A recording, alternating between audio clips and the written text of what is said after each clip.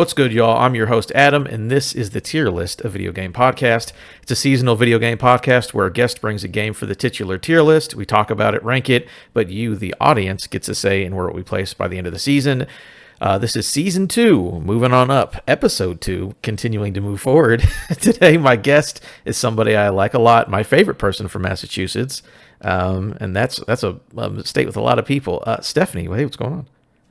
Hey, and not just that, but we're notoriously called massholes. So if I'm your favorite person from that state, it's quite the honor. I didn't want to bring it up, but I definitely have friends from Rhode Island who taught me that term. So I was like, okay, all right, You know guys. what, Rhode Island? You're just the armpit of America, so you can just go. Just kidding. I have friends in Rhode Island too. I tease them all the time. We just kind of a little bit of a New England rivalry going. Yeah, enjoy their coffee milk. Stephanie, tell everyone where you're from and what you do, and then the game you wanted to bring to talk about today. Sure. So, hi, y'all. I don't know why I said y'all, but I'm Stephanie. I'm from Boss Rush Network. I am the VP of Media Relations and copy editor of the website. So, I'm kind of like a jack of all trades, master of none. So, again, I help coordinate and write for the website. I also am on several of the Boss Rush related podcasts. Right now, I'm actually hanging around more the Boss Rush Games cast. We're just talking more about the individual games we play and some evergreen topics. And I also run the Developer Spotlight interview series. The last interview I just did went up today. It was the developers behind White Knuckle, and they celebrated their 1 year anniversary. And they were so much fun to interview. So that's who I am. And I am bringing one of my favorite games. I think it was of 2023 when it came out. Yep, 23. Um, Alan Wake 2. That is a good one. I'm very excited to talk about it because I'm a Remedy sicko, I think, like some of us around here might be. But quickly, you can go to patreon.com/the tier list. That's a place to vote for free because at the end of this, the audience gets to vote where they think it belongs on the tier list. You can also support if you would like. Shout out to our Patreon producer, Manly Brian, for being a big supporter over there. Make sure to sub and review on podcast services. Follow the show on social at Tier List Gaming or me personally at Adam Gumby, as well as youtube.com/Adam Gumby. All these links, as well as the guest info, are in the description, along with a link to a straw poll, another place to vote for free. So make sure you guys get your votes in for that. So, before we get going, tell me about the reason you wanted to bring this game, maybe your feelings about when it was coming out, maybe your relationship, whatever you want to do, basically your opening statement. And we don't have to place it officially yet, but what tier are you thinking about placing Alan Wake 2 in? You know, I probably should have brought, now that you say that, a game that I was more, that I didn't love as much, because when I bring a game that I truly love, I immediately feel guilty about any sort of bias that I might bring to it.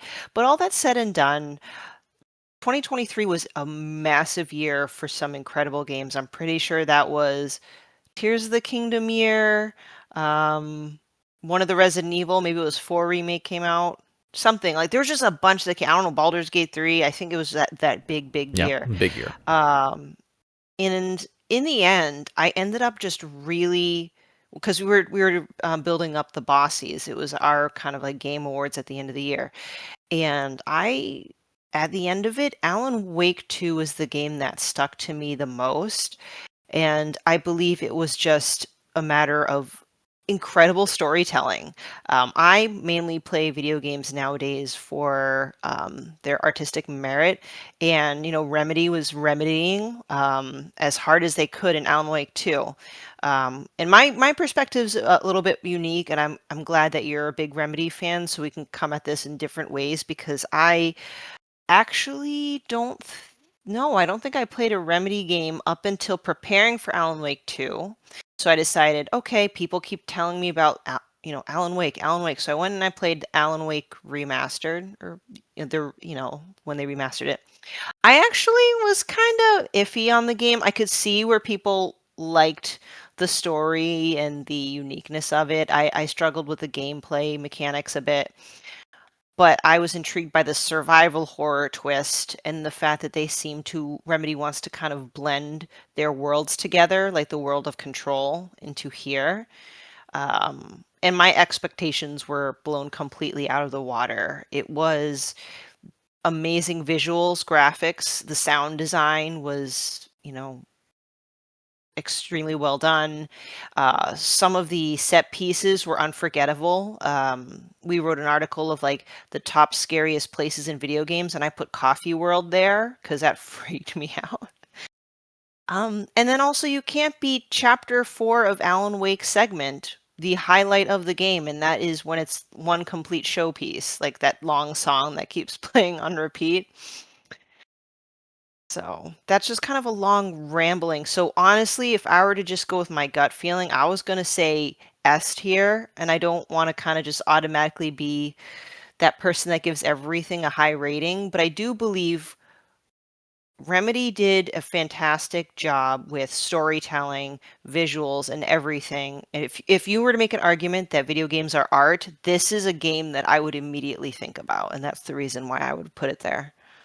All right, very good. For those who don't look at the document as I'm talking, S tier is a masterclass in gaming. This tier represents an all-time great, something easily recommended to all gamers. Pinnacle of his genre, top 25 or all time, or near perfect could describe games placed here. And I'm, similar to you. A little that I really really liked Remedy. I'd played every Remedy or game coming up to this one, like even the Alan Wake only DLC, like American Nightmare. Like I was super, Oh I yeah. was into all of it. But then this game, it feels like, all right, Remedy is the studio that likes to do cool, weird stuff. Yeah. And then someone just gave them a blank check and said, do the most Remedy thing you could possibly do. And they said, Mhm. bet. And they made, Yes. and it's so funny because I don't like survival horror stuff. Like, I don't like being jump scared. I don't like, there's a lot of things about horror games Yeah. that I don't like, but I put up with all of it because I love Remedy and specifically Alan Wake so much. Like, Alan Wake 1, I was there day one. I loved Alan Wake 1. It might age a little weird and not feel exactly perfect, but Mhm.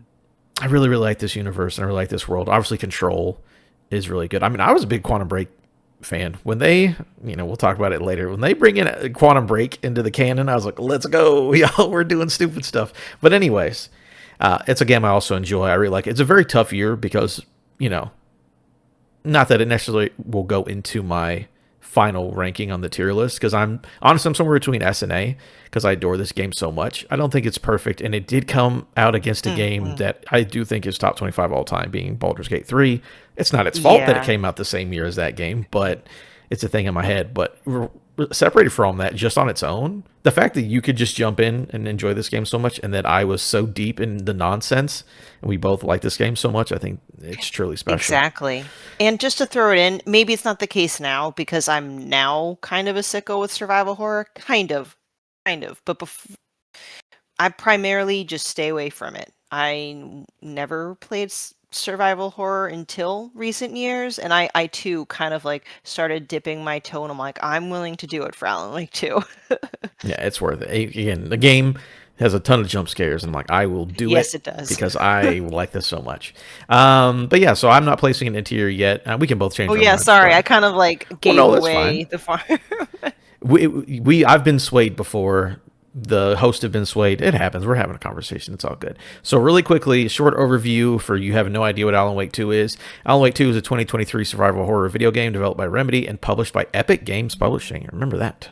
That's probably why I got so much money. The sequel to Alan Wake 2010, the story follows best-selling novelist Alan Wake, who has been trapped in an alternate dimension for 13 years as he attempts to escape by writing a horror story involving an FBI secret or special agent named Saga Anderson.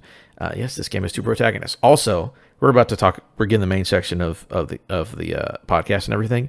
But when this game starts, and it looking over that lake, Mm. and it says 13 years later, I'm like, oh, come on, that's literally when the last time I played Alan Wake. Like that's I when was Alan gonna Wake came say out. Yeah, they're so meta. I love it's that. so good. Yeah, we're getting the whole saga stuff, but yeah, we'll go on to the main part of the show. This is where we can talk about whatever you want, story, art, just gameplay, whatever it was interesting or whatever.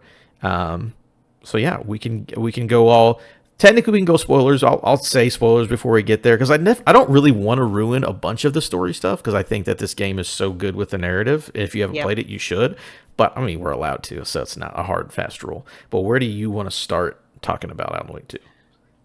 Well, I definitely want to at least point out the beginning. It definitely was not how I thought the game was going to start, because you don't start off as either of the main protagonists. You start off as a naked, hairy, slightly overweight dude, Yeah, right. making your way out. It really set the tone. It was very jarring because, up until then, whatever trailer you see or information that came out, I was fully expecting Saga or Alan Wake. I'm like, what the heck's going on here? And just completely sidelined me, and it just immediately kicked off. So I just wanted to mention the very beginning. Um, what were your thoughts on the alternating protagonists? Because it's one of the few times in a game where I enjoyed both segments probably equally. They both had some similarities, but yet at the same time, completely different manners of progressing their story. And I absolutely love that. Yeah, so the cool thing about this game is that, yeah, like you said, the game has like a linear start where it's like, Hmm. we're going to show you how the story begins. And then it's becomes, you can play Alan Wake and you can play Saga as long as you want to until you come to the end of their story, or you can switch off Hmm. whenever you feel like it. And then there's a more linear ending, or it comes back together for a more linear ending. And it is so cool. I love how that you get two styles of game where one is like full, we are living in the like we are in a supernatural survival horror where like the rules are crazy because we're in a place that art gets turned into nightmares basically. And on the Hmm. other side it's Saga Anderson, which is very interesting because she knows nothing about Alan Wake. So basically if you've Yep. not played Alan Wake, play Saga's entire story first because she doesn't know this man either and she's learning who it is throughout the story. And that is more of an X-Files, a Resident Evil, like I'm a government agent finding out this weird stuff, and the Alan Wake Hmm. side is like I live in the weird stuff, and this stuff is all Yeah. very real to me, and I love both stories. It's also because like both characters are very interesting.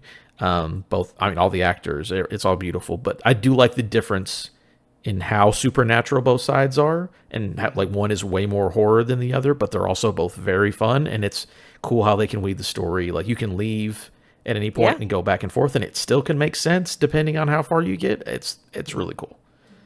Yeah, I'm glad you mentioned that even if someone came into Alan Wake 2 completely blind, like didn't even play the first one, if you were to play purely sagas until you absolutely couldn't anymore, I feel like for the most part you could reap like the majority of the benefits. I don't think you'd be missing too much. Obviously, I would still always recommend everyone to play the first game just for completeness sake, and I certainly did. But I like how Remedy's so clever to be able to make sure that someone can still enjoy the game and learn through Saga. Yeah. I also, gameplay wise, again, one is living in a nightmare, the other one is learning about, investigating and figure out what's going on. But it's also where on the Alan Wake side, you are doing the classic Alan Wake 1 gameplay where like you have to do the flashlight to burn away the spooky smoke and then you can kill the enemies. So there's like a resource management. And again, he's literally in the dark place, which is a place that it Mhm. takes art and manifests it to be real, but it's twisting it for its own purposes. So again, it's a lot of walking in one door, coming out in another place that's impossible. It's very like, you know, psychological horror stuff. Yeah. But then Saga side, again, you're investigating. She has the whole mind place thing where you're putting together clues. Again, she's an investigator. You're putting together clues. You eventually get the thing where you can question a Hmm. version of the investigate. Like, it's like, oh, I talked to John enough. So now I can talk to this version of John in my mind place that cannot lie to me because this, for some reason, she has a power maybe that she can like investigate her information she knows about a person is very interesting.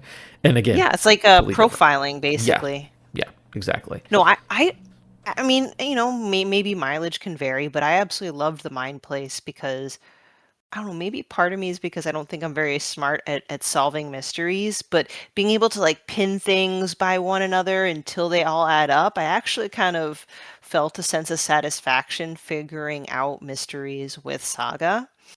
And then on the Alan Wake side, it's like I said, that's why I say it's like similar but definitely different, right? For his side, you will eventually make your way toward a scene and you pick up pieces of a scene and you can rearrange his story that he's retelling, and it'll alter the environment around you so you can find more clues or be surrounded by shadow enemies.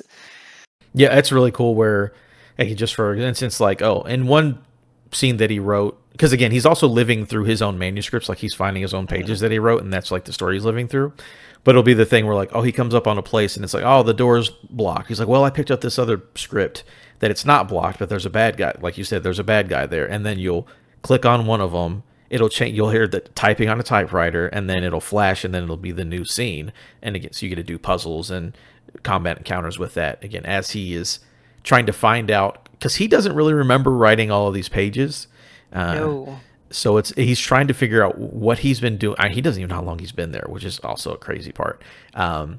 So it is very fun where you get to have, I can change the scene on at an instant, which is just a cool mechanic to be able to like Yes. switch what the scene looks like. But then also the narrative part of like he's a writer, so he feels that he's using his gift to create in this place that again takes art and makes it real. So I'm with you. It's Mhm. very cool, very varied as well. Yes. And to keep on the topic of gameplay, what were your thoughts on the actual combat?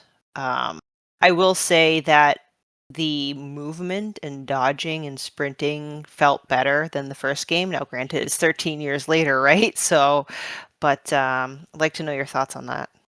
I think it does the survival horror thing where it's like, I've only played a couple Resident Evils, but it's like, oh, you always feel like you're low on ammo, you're low on resources, you're doing your Mhm. best, and it's also like these people are good at guns, but not the best at guns.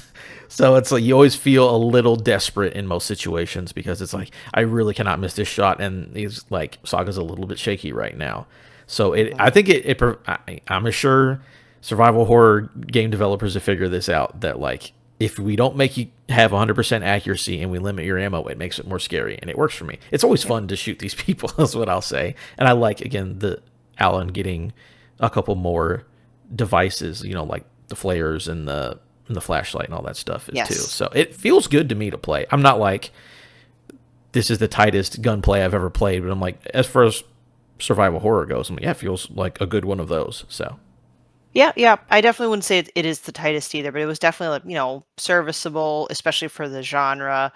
I probably think the parts I got most frustrated, and this is like me really digging, right? I'm like, I can't all only have a list of positives. And I was also skimming reviews to see if like maybe I'm not making stuff up in my head. Um, I struggled with a couple of the boss fights. The bosses themselves were very cool. The one the one that gave me the most grief, I had to write it down so I didn't forget, was what's that lady that was a good person in the first one? She's an elderly woman. oh, the old woman. Yeah. I forget the old woman's name. The most terrifying thing of the video game is that old woman, I would say. Yes. Oh my gosh, I wrote her name down, I'll look but it up real quick. Yeah, yeah. yeah, so it's Saga's chapter, and you visit basically the nursing home that Tor and Odin are at, which I'm so glad that those characters are back. I love Old Gods of Asgard. And I oh, it's think the her Valhalla nursing home, and it's Cynthia. Cynthia Weaver. Yep. Yeah. I think Cynthia was dating one of like Tor or Odin or something. It was like kind of a funny situation. First of all, next to Coffee World, the Valhalla nursing home was very scary. I don't think it was as loaded up with enemies as I was anticipating, which means they nailed the atmosphere. I was completely terrified. I could just be a bad gamer, but I died so many times to Cynthia, and a lot of the times it's because she was like, because it's in a watery area, she's like shooting waves of shadowy water. I kept freaking getting knocked over every single time, and by the time I get up, I get knocked down again. So I could be playing it wrong, but sometimes I felt like it was a bit of a struggle to take down some of these guys. Yeah, I think she's the hardest one, just because yeah, you again you're running through water. You have to like get up on platforms to avoid her like getting you in the water, and it's like you basically just got to beeline it and then walk around in a circle and figure out what you're doing. Yeah, that's hard. And again, also, again, this game does an interesting thing with jump. I learned this in the middle of playing the game that this game has jump scares where things will randomly pop up on your screen, and Yep. really what they are just negative like negatives of photos of people. It's actually nothing Yeah. really crazy, but the old woman's negative scared the shit out of me. I cannot do Yes. it. It's a funny thing for anyone playing it. I didn't learn this till halfway through. There is a sign that the game gives you that there's about to be a jump scare, which I think there were What? accessibility options to like turn off the jump scares anyways, but Uh-huh. you'll notice, at least on console, whenever the jump scare is about to happen, the triggers will rumble just a little bit, and then it'll pop up on the screen. So I didn't know again, legitimately till like halfway through my playthrough. I was like, oh, triggers are rumbling, about to be a jump scare, and then they pop on the screen. I was like, ah, so it's teaching you through like physical feedback that like there's about to be a Oh, scare, and maybe if you're not paying attention, your body gets scared for a second before you get really scared. I think it's a very smart game design. But I that is noticed it, and I was like, clever. okay, something's about to be on the screen. I'll take a deep breath real quick. Oh, you're right though, because when I'm thinking of these images in my head, you're right, they are like negatives of photos. And like isolated by themselves aren't scary things, maybe except for Cynthia's.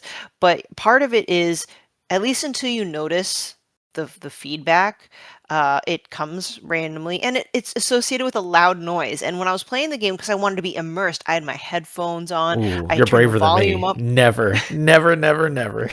So, not I don't just see like this face just flashing at me, but I also have a loud bah in my head. I'm like, oh no. Yeah, So, people are brave for. I cannot do headphones while playing a horror game. well. But do you have any personal favorite levels or areas? Oh, let's see. I really like all the stuff with the dark place Mhm. in general. I really like the hotel, I think it is, or it's an Yep, yep. apartment building where Alan goes into a hotel and he's, oh, yeah, it is a hotel because Thomas Zane is in there, which is an interesting Yes. character we can talk about at some point. But he's going through the hotel and he is like trying to figure out this mystery of this murder of like these, again, basically like this cult, and he's trying to find that out. And then again, that's really cool because like you'll enter like a bathroom and then there's like two time periods for the hotel, and then you'll like Mhm. go in your manuscript, change it, then you'll walk out of that bathroom, and that's the only way to like get to the second floor. And I think it's designed really cool. And then the quote unquote boss near the end, when Scratch starts chasing you afterwards, like running through the hotel Mm. and trying not to get killed by that big Oh yeah. wind monster, basically, is really Mm. cool. So I really like the hotel a lot. Oh yeah, that's a really good one. My gosh. I still have to talk about the coffee world. There's just something Yeah, about Coffee coffee World's world good. that's very unsettling because you're already, I wrote this down. You are Saga and it's more earlier in the game. She's searching for the clicker and she goes to a town called Watery. So it's already kind of like a very rural area. There's a little cameo, that janitor that's from Control, right? That's there. That's when you Yeah, first meet Ahti. Yeah, him. we meet Ahti there. Yeah. Ati. Hmm. Yeah, a lot of cool cameos and stuff. And you eventually find your way to Coffee World, and all these unsettling cardboard cutout images of like supposedly these cute, adorable coffee pots, and all these rundown, like the Ferris wheel and everything is creaking. And I don't know. I can't seem to get the shivers out of my spine whenever I go through that level. Isn't there like a someone got killed and put into a well or something too there, or is that? Something like Yeah, there's that. something crazy But there. Yeah. hmm. Amusement parks being a horror thing always works because it's like amusement parks are already kind of creepy if you think about it. So then you It's put meant killers to be there. fun. Yeah, Yeah, yeah. which is really good. I, So, I got a question for you. We can still talk yeah. about that, and I'm not cut you off. No, no, I'm good. I just kind of include all of this in art, I guess. But first of all, Alan Wake 2 is one of the most gorgeous games I've ever seen. Mhm. Very good use of just the engine in general, and just the lighting and the color, and everything feels very intentional.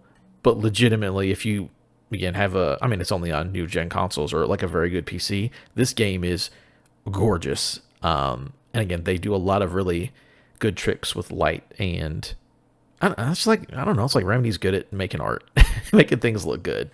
Absolutely. I'm actually debating with myself what is the best thing that I like about the game, whether it's the story and the narrative and how they layered it, or the art direction.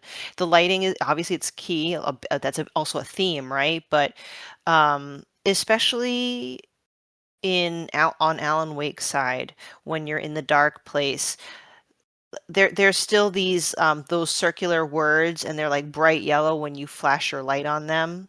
I think that's kind of something that you can do to upgrade yourself. Also, when you're in the city, just the smallest detail. It could be graffiti, but it's got his wife's name graffitied onto the subway station. So no matter where you look, it's either just something coyly written that has to do with the plot, or the colors. There's also other than contrasting lights, there's a lot of like reds, like as if you're in a dark room, a lot of red.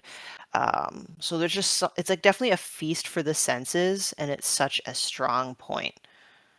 Yeah, no, they're very good, and I know I was looking on it earlier on the Wikipedia, but I'm glad this game kind of finally made money because I know it was one of the more expensive games to develop, Hmm. especially for Remedy as a studio. And I think it maybe took like a year and a half or so, but I think they eventually broke even. So shout out to them because I want them to Yeah. be very successful. They do good I'll stuff. be honest with you, that's the part that kind of makes me a little sad, because when I look at Alan Wake 2 again as a art statement, or just quality wise, it's top tier, but I know that it just didn't make a lot of money, at least compared to the budget it was given. And we talked on the Boss Rush podcast trying to figure out like what might that be. I don't know if part of that's just because it initially was not on Steam but on Epic. Like, do you have any thoughts about factors for that, or do you think most gamers don't like high high art? I don't know. Just kidding. Well, I think it's a little mix of both. So I'm looking down at some reports. So the game came out in 2023. Again, they Hmm. sold pretty decently, but they were like talking throughout the year 2024, like we haven't technically made a profit. So by the end of 2024, they announced they went over 2 million units and that they had started generating royalties. So at that point, they were making profits. It took a year, which is normally, you would hope it'd be sooner. I think it's a couple things as far as that. Again, I love them to death, but it is a very particular. Remedy makes Remedy games, and they're doing Yeah. their weird. Again, if you don't like the X Files or Twin Peaks, they're like, sorry, that's what this is. Like, that's what we like. That's what Right. we're Hmm. doing. So I think the audience has to be able to buy into what they make. I think a thing like Control works a little better because it's like you're playing a superhero with a gun, which is, I think makes more sense for a general audience to play. But then I do True. think that the Epic thing hurt. It's the thing where like yes, you needed Epic's money, so you take that deal because they're going to front the cost for it. But yeah, not launching on Steam is for a PC audience is always like a nail in the coffin. It's like people will not go to the Epic Game Store to pay money for a thing. Like as someone who games on PC, I open up Epic to claim the free game and then close it and never turn it on. I think I've bought one thing on the Oh. Epic Game Store just because I Mm. mean Steam is just that's where people. It's just like Yeah. oh I've played PlayStation for 10 years. You're not going to just throw your PlayStation in the garbage and go buy a Switch. Like you'll buy a Switch also, but you're not going to get rid of the thing you already have to do that. So I think that again, you need the money, so take the money from whoever's going to offer it to you. But I think that's people were like, I will wait for this to come to Steam because I do not want to play this on Epic, even though it's a great game. So I think it's a mix of both. But again, after a year, it seems like they went profitable. So thank God, because I would be worried for a while. But yeah, people aren't going to open up Epic, and they also have to buy into the Remedy weirdness. Well, yeah, So no, you're both. absolutely right, because no matter how good a game is, they are of that style where some people just won't like it, and that's okay. If so, I've had people in the Boss Rush community says I played Alan Wake 2 and it's not a bad game, but I just don't get why people love it. I'm like, that's just because it's not your jam, and that's okay. And a lot of other people need to know that it's okay. That you Yeah, don't have to like every single I game. mean they're wrong, but it's okay. Exactly, exactly. And also, oh goodness, where I was going with that. I am very glad that they're also financially successful, because Sam Lake, he is extremely passionate about how he writes his stories, and this kind of will, help push them along to keep writing these stories.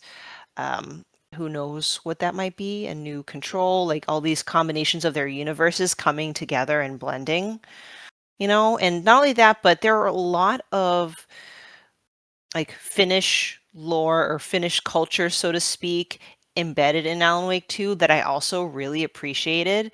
I feel like, especially when I play games that are international and come from other countries and they infuse a lot of their culture in there, I don't know, it makes me really happy to see and experience that. Yeah, it's cool. I mean, just the fact that it's like, yeah, it's Tor. It's not Thor, but it's Tor and Odin, and Or then Tor and Odin, yeah, yes. and all of that. Also, just because, oh, I forget the name of the band. I feel like an idiot, but that band that is Tor and Odin is Asgard's old gods of Old Asgard. Gods of Asgard. Yeah, just the fact that they're working where I'm pretty sure they're a Finnish rock band. I mean, that would make sense if they were. I believe so, yeah. So I'm with you. Yeah, it's cool to these passionate people from this very specific area making the thing that they like. I think as long as it can make financial sense, yes, please continue to do that. Because I mean, I was there to support it, so I hope enough people are so they can keep doing what they're doing.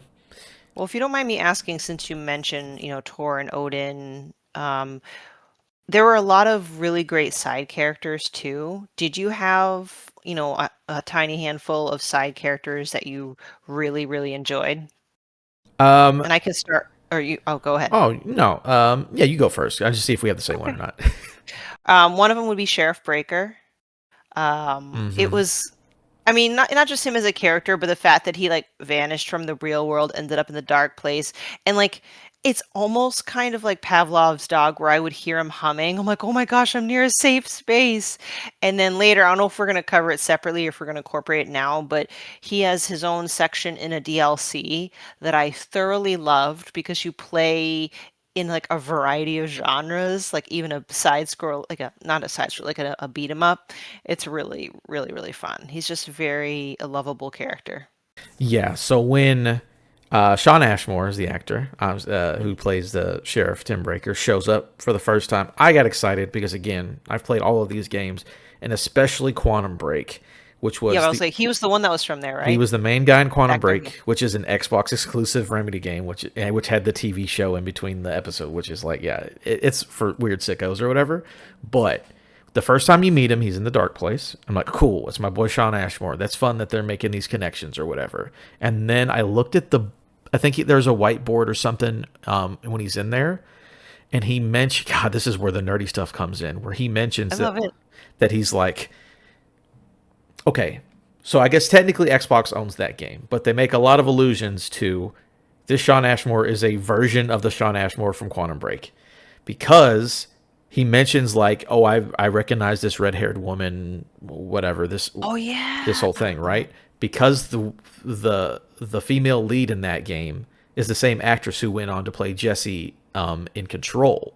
So he's basically talking about, man, this redheaded girl looks familiar because she was in my video game, and now she's in this universe because this Control is in this universe. And he makes a lot of allusions to basically being from Quantum Break. Because in Quantum Break, there's literally graffiti on the wall that says like AWE, which is like an alter world event, which is a thing in Control and Alan Wake. Oh, And I think I read this. I might be misremembering, but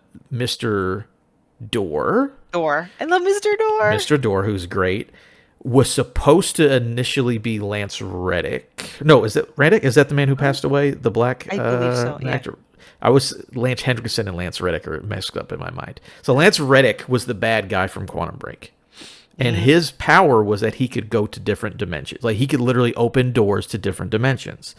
And then we have another black guy in this game whose name is Mr. Door, who literally has the power to go and Yep. switch to a different dimension. So I believe it was supposed to be Lance Reddick, but then he, tragically passed Oh. away a couple years ago. So the whole thing that like, because when we saw the trailer, I'm like, oh, that's supposed to be Lance. That's supposed to be Lance Reddick's character from Quantum Break. And then Sean Ashmore shows. I'm like, okay, they're literally including Quantum Break in like the most legally descriptive way that they can. So the minute Sean Ashmore showed up, I was like, let's go. My favorite weird game is canon, and we're here. So I adore that man. He's great. Again, also with Ati, because Ati is Auntie. awesome and great in Control. And then he just shows up and he's here and he's like, hey.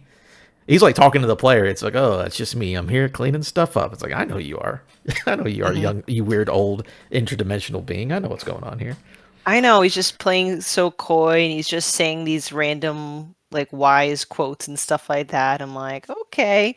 No, I mean, I might not have played these games, but because I really love the game, I was like Googling everything I could about all these either Easter eggs or like nods to previous games and stuff like that. So I was just really amazed and impressed by how Remedy kind of has woven all these things together. Yeah, that's really cool. As far yes, characters, yeah, again, he's great. I like Rose. So here's the thing: I own the DLC. I've never played the Mhm. DLC, and I know Rose Ooh. and then Sean Ashmore both have their own stuff in the DLC. Yeah.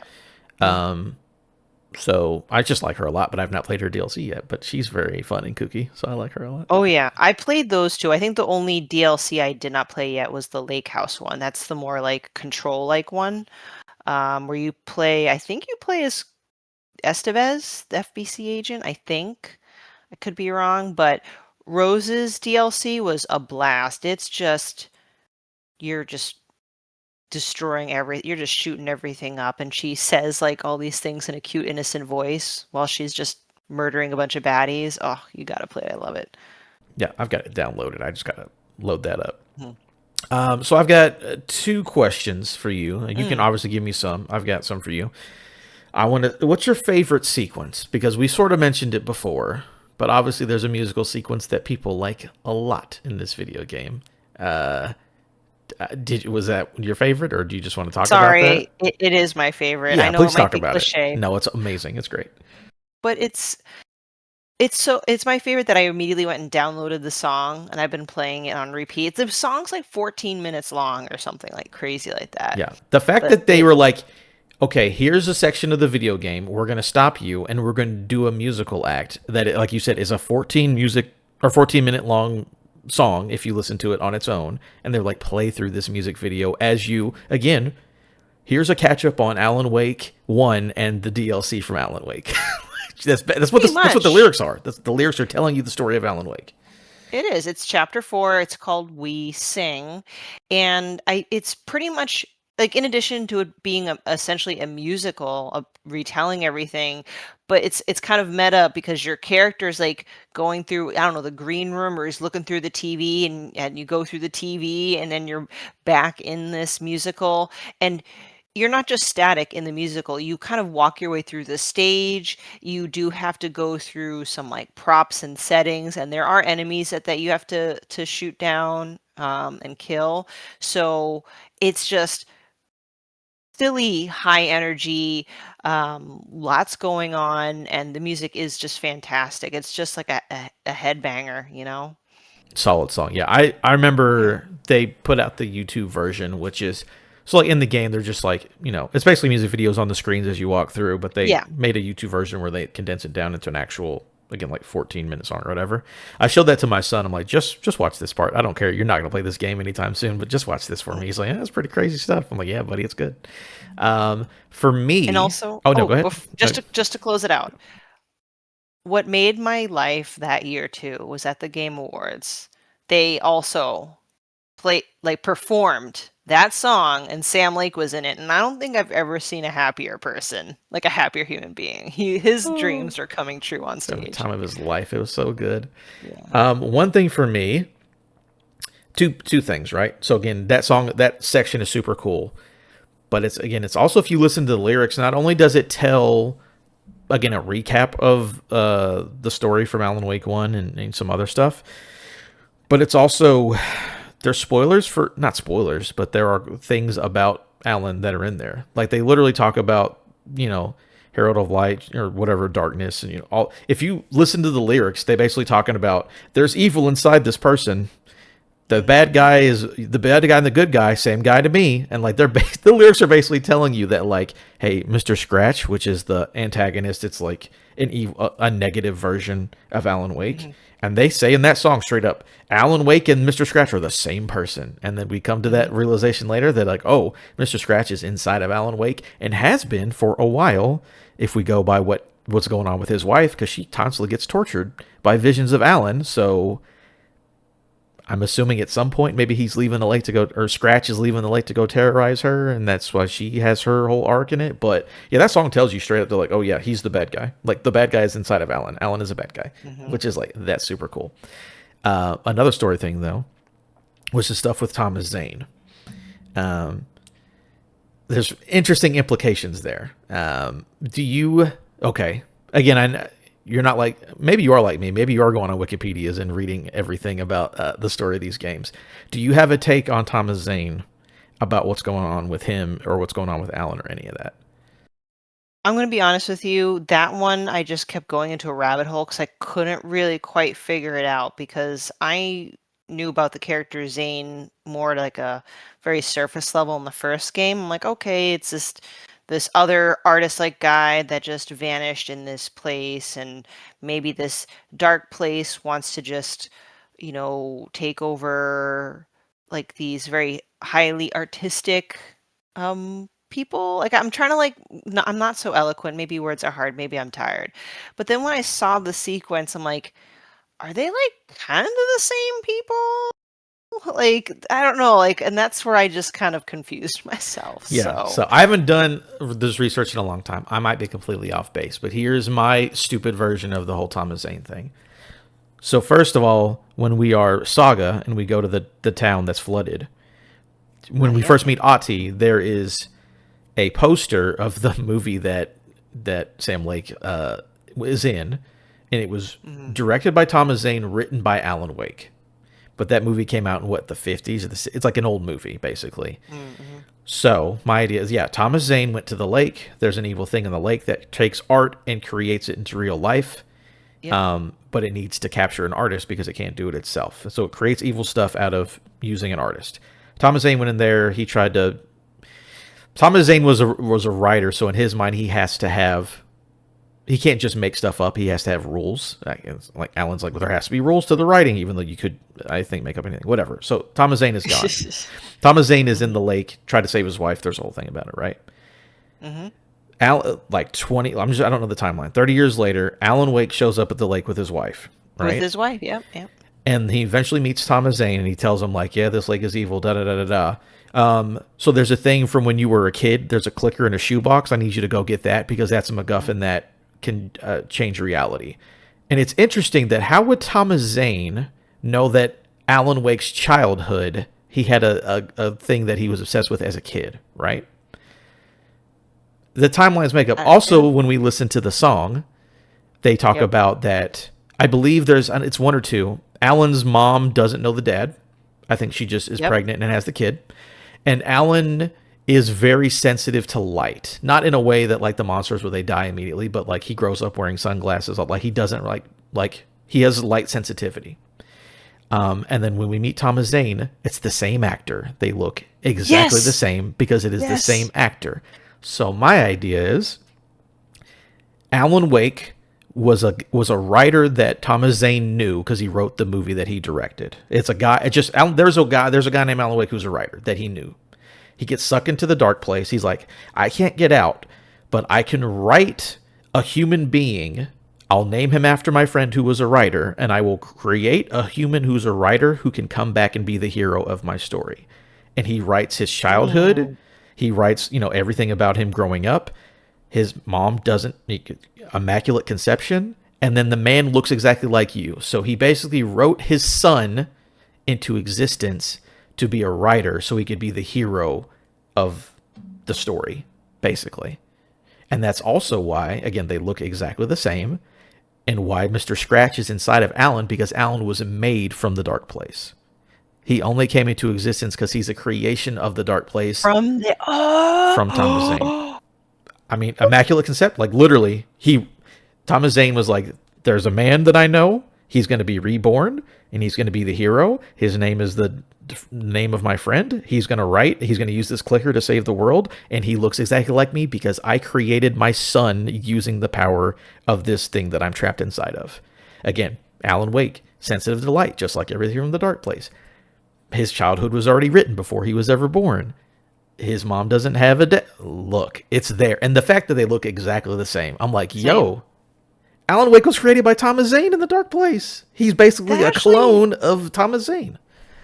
That makes so much sense. And not only that, I know it's not directly related, but I look at patterns, right? I mean, isn't that essentially what Alan Wake is doing by like writing to get Saga into the Yeah, he's game? Like that's affecting how her life. Yeah, he's like changing things exactly. with her real So life. like Yeah. that's what Alan Wake's doing. So why wouldn't Zane be doing that? I think he created the thing to save himself, and which is just another version of himself who was a writer that he knew, aka his friend Alan Wake that he knew back in the 50s. I don't know. It's almost like it's kind of a circle, but it's not a circle, It's right? like it's a spiral and It's but a not a loop. spiral. Not a loop, it's a spiral. It Yeah. will come to an end eventually. That's what I think. I don't know if someone's done an hour long YouTube video about the background of Thomas Mhm. Zane, but to me that makes sense and I think enough things connect that it would be cool. But again, No, that regardless, helps me it's neat. connect it because I'm like, I don't think he's the same person, but that's like the closest I could get to, and I was like missing a few key like thoughts and connections. So like, I think I'm on board with that theory. Yeah. And that also makes again because Scratch is inside of him because he's made from it. He's susceptible to it. And then yeah, his wife. I think Alan has been again. Alan wakes up in the dark place because Scratch is using his body and Hmm. to try to torment his wife. Because remember, in her front room of her apartment, she has all the lights set up. That's why there's all the weird Yep. pictures of Alan like look screaming and stuff. Yep. Because he would Yep. try to come and torture her, and then she was like boom, boom, boom, boom, boom, and would scare him off with the lights. So yeah, I think yeah, Alan Wake is was created by Thomas Zane, and that is why he's his doppelganger, and he's supposed to be the hero of the story. Again, Alan Wake's like there has to be rules. I'm a writer. There has to be rules. I got to have a MacGuffin. I got to have a clicker. Da da da da. That's what I think.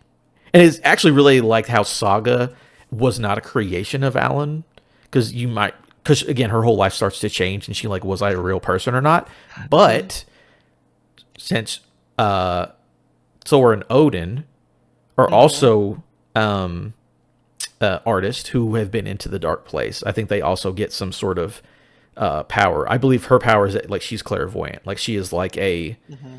there's a Scandinavian thing for what Saga is, but having clairvoyance and seeing the true future and yada yada yada. So she's actually outside of Alan Wake. She has nothing to do with Exactly. his Yeah. power, but she is sucked into the story as well. Um, that's what I think. I have no idea if I'm right. I'm not Vati Vidya or whatever the guy who makes the Dark Souls stuff, but that's what I think. Maybe. I think there was another theory. I didn't really dig too much into that one. They were saying that like Mr. Door was related to Saga, but I'm like, only because of the power thing. But I'm like, she could have gotten that from, because I thought that's what Tor and Odin said that she inherited their kind of Yeah, I think supernatural. because I think Odin knows Mr. Doran doesn't like him for a certain reason. So yeah, I think there was an Yeah. implication that I mean they all have weird powers, so I guess it could come from Right. anywhere. Um, No, but yeah, and then remember at the end, Tor and Odin went into the lake, and then I thought they were going to explain that in the DLC, and unless it's in the lake house, I don't know what happened. well, here's the funny thing about that: they go into the lake as old men, but when we play Alan's sections and they're singing to him, they are Oh young yeah, versions of you're themselves. young. So it's the Yeah. whole thing. Like, who knows how time even works down there?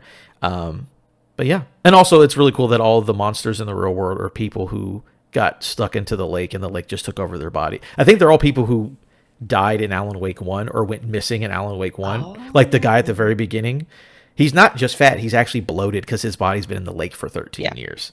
So it's Yeah. like, okay, maybe like this town has been the dark place is cool. That's all I'll say. The idea of the dark place is cool. All that's neat. Mhm. That's my TED talk. Thank you for coming. Very I'm good. enlightened. I'm trying. I'm a weird sicko. And then they brought in Quantum Break, and it was even better. Is there anything else before we start going to our closing part of the show? Just wanted to just throw some compliments to all like the side stuff that you can do, like the puzzles to unlock like the cult boxes. Sorry, my cat's like digging her nails into my leg. I really love the nursery rhyme puzzles. Ow. The nursery rhyme puzzles. I felt like it was a fun challenge, super creepy, and also kind of quote unquote collecting or watching all of the Koska brothers, Oh, the the brothers, the commercials. commercials. Yeah, yeah. Like trying to find all the commercials there were great. There was just so much, like it's not required content for the most part. You don't need to get all those things, but it's one of the few rare games where it was a joy for me to look around every nook and cranny to make sure I found all of those things. Yeah, no, all the collectibles are cool. They take a lot of attention to detail, and yeah, I'm with you. Yes. I like all that stuff. All right, going to move to the closing part of the show where I'm going to read some listener thoughts that people had Oh, about Alan nice. Wake 2. This is from Keaton on Blue Sky. Alan Wake 2 has some crazy innovative gameplay mechanics on Alan's side, some amazing characters on Saga's side, and a soundtrack I should probably own on CD. Anger's Remorse is a modern day power ballad. Doing a second run through now, love those commercials and Mocha Moose. Yes, all of this stuff There you is go. super good. Keaton, shout out. And also from Neil Riviera, Alan Wake 2 is Remedy's best game, and it's not even close. Listen, here's the thing, right? I think about this sometimes. I think their two most popular games would be Alan Wake 2 and Control. Hmm. Have you Hmm. played Control yet? I haven't. I downloaded it and I haven't to play it. Here's the thing for me. I think Control plays better because it is you literally can levitate and rip up walls and throw stuff and all that. I like Alan Wake 2 more as a video game. I agree with Neil. Mm. I do think the gameplay in Control is better, or it's more fun. But then putting it all together in this multi-universe Twin Peaks Hmm. X Files crossover thing is really cool. And Sam Lake's the main character, so that is also Oh yeah. the fact that he's Sam Lake is basically playing Max Payne in this video game. Just a big heads up, Right? guys. Yeah. Right? Oh my gosh, him is Alex Casey. And hold on 1 second. This is how much I love Alan Wake. Oh yeah, no problem. Yeah. Oh, I wonder what is this? We gotta. Oh yeah. Sorry. And I know you're Nice. still reading like listener stuff, No, but I you're had good. the collector's edition. I think it was from Limited Run. And I have the lamp thing. Yeah, the lamp. That is super cool. I really It need does more turn on. stuff. Oh, we can't see it, but it's on. I can see it. Yeah. But God, that is Yay. so cool. God, I need more physical stuff like that. But yeah, thank you for those listeners for writing that in. We agree. Good video game, Hmm. everybody. So now it is time. I'm going to click over our screen. And now we are on the tier list ranking section of the show where I have a tier list S, A, B, C, D. I have your token over there. I have my token over here. Now that we've talked about it, where do you want to place Alan Wake 2 on the tier list and why? So after our awesome discussion that we just had, I'm probably more confident that I'm going to personally keep it at S tier.